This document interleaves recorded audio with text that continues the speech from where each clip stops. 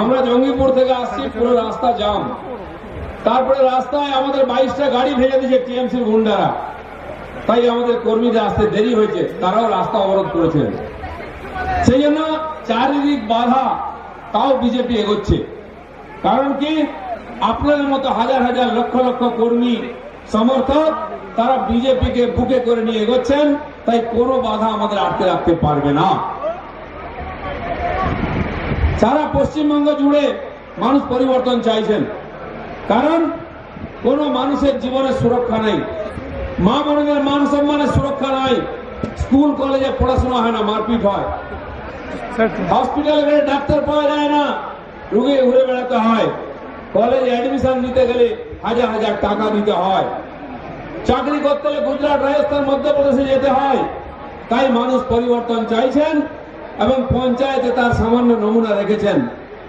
TMC জানে মানুষ তাদের ভোট দেবে না, তাই তারা ভোট করতেই দিচ্ছে না। তার চেয়ে আগে মনোনয়ন জমা দিতে দিচ্ছে না, প্রচার করতে দিচ্ছে না, সাধারণ মানুষকে ভোট দিতে দিচ্ছে না।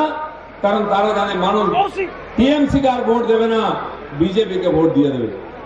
তাই 34% আসনে বিরোধীদের ক্যান্ডিডেট দিয়ে দেয়নি পঞ্চায়েতে। গ্রামের 42% মানুষকে তাদের গণতান্ত্রিক অধিকার, ভোটাধিকার প্রয়োগ করতে দেয়নি। এই বিচিত্র ঘটনা পশ্চিমবাংলায় হচ্ছে, তাও মমতা ব্যানার্জি বলছে এখানে গণতন্ত্রের জয়। আজকে কলকাতায় দিদিমণির ভাষণ শুনেছেন আপনারা? তার প্রতি বছর একবার করে এখানে এই ধরনের সার্কাস হয়। সারা পশ্চিমবাংলার সমস্ত বাস, ট্রেন লোককে জোর করে নামিয়ে দিয়ে নিয়ে আসা হয়েছে ভোরে। উত্তরবাংলার সমস্ত ট্রেনের রিজার্ভেশন ক্যান্সেল করে রুগীদের পর্যন্ত নামিয়ে দেওয়া হয়েছে এখানে জমায়েত করার জন্য। 3-4 দিন ধরে লোকেরা এসে মোচ্ছব করছে, টাকা তোলা হচ্ছে, খাওয়া হচ্ছে টেন্ট করে। কি দেখাতে হবে শক্তি। আমরা মেদিনীপুরে একটা সভা করলাম 4-5টা জেলা, পুরুলিয়া একটা সভা করলাম 1-2 জেলার, তাতে যা লোক হয়েছে তার আশপাশে ওরা পৌঁছতে পারেনি। সেই সভাকে পণ্ড করার জন্য ক্যাডার পুলিশ লাগিয়ে রাস্তা আটকে রেখেছে, 400 বাস মেদিনীপুরে পৌঁছতে পারেনি, তাই পুলিশের সঙ্গে ঝগড়া হয়েছে। পুরো সরকার, প্রশাসন, পুলিশ, ক্যাডার লাগিয়ে দিদিমণি ওই একটা রাস্তা বন্ধ করতে পেরেছেন। আমি বলে দিচ্ছি, আগামী ডিসেম্বরের আগে সারা পশ্চিমবাংলায় 5টা জোনে এর চেয়ে বড় বড় 5টা সভা করবে এবং ব্রিগেডের প্রধানমন্ত্রীকে নিয়েছে এর 5 গুণ লোক নিয়েছে কলকাতা জাম করে দেবো। তখন দিদিমণি বুঝতে পারবেন কত ধানে কত চাল। বিজেপি কি জিনিস। ওখানে শহীদ দিবসের সভা হয়েছে, শহীদদের কথা ভুলে গেছেন। ভুলবেন না কেন, তারা তো কংগ্রেসের শহীদ ছিল, তখন তো টিএমসির শহীদ ছিল না। তাই শহীদ দিবসটা উনি কংগ্রেসের থেকে ধার করেছেন।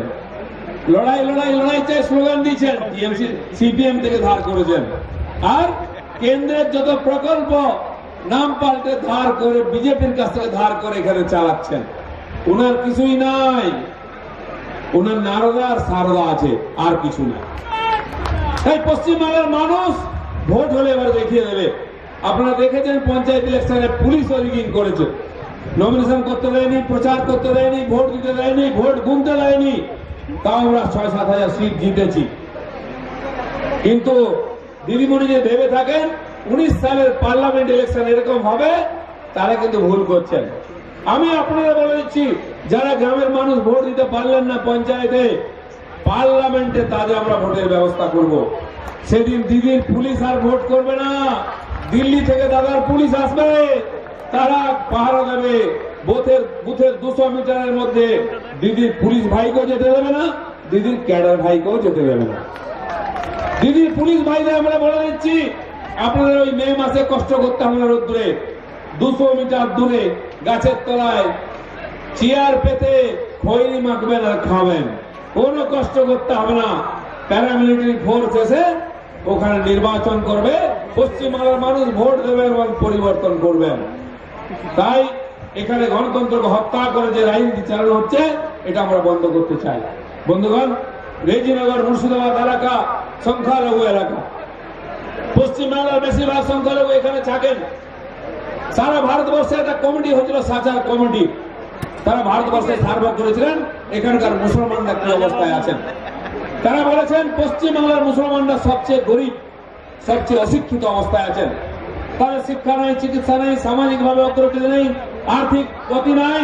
শুধু তাই নয়, তাদের মধ্যে সমাজ বিরোধী অ্যান্টি সোশ্যাল বেশি।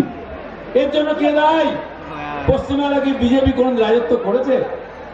30 বছর কংগ্রেস, 34 বছর সিপিএম, এখন 7 বছর টিএমসি হয়ে গেছে।